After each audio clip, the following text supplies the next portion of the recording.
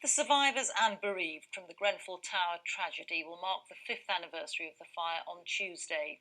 Many of the 72 who died followed the official advice to stay put, and the government says it's still the safest thing to do. But it faces legal action from disabled residents who say that ministers have abandoned a commitment to give them personal evacuation plans.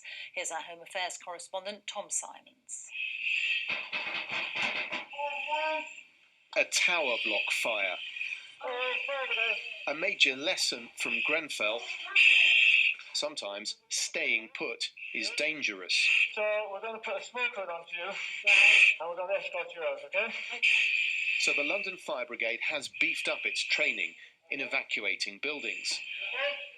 There are new smoke hoods for residents, a new app to track information. You might think stay put would no longer be the policy.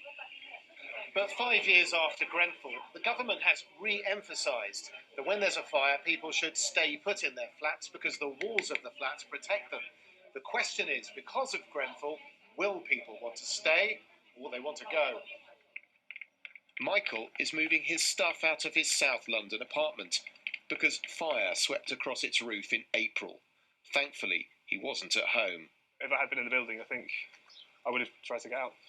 He would have ignored the stay-put advice. I probably would have seen it on Twitter before anything else. There was more people across the road showing videos of, quite a big fire on the roof. But I think if I'd seen that, I would have thought, I'm not going to hang about, yeah. And after Grenfell, not staying put is the new rule for people in buildings with safety defects. And what if you live with a disability like Sarah Rennie? Her lift is not designed to work in a fire. She's had an expert draw up a personal evacuation plan.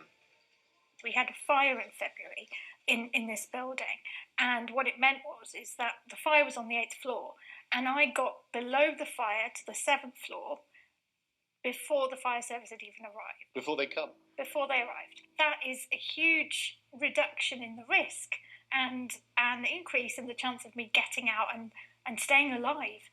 It means that I can sleep at night. She was advised to get this special evacuation chair, and the Grenfell Tower inquiry said every resident with mobility issues should be given a bespoke plan. The government doesn't agree. How much is it reasonable to spend to do this, at the same time as we seek to protect residents and taxpayers from excessive costs? Instead, ministers want to improve the way information about residents with mobility issues is shared with firefighters so they can better coordinate rescues. But Sarah Rennie and another campaigner are planning legal action against the government.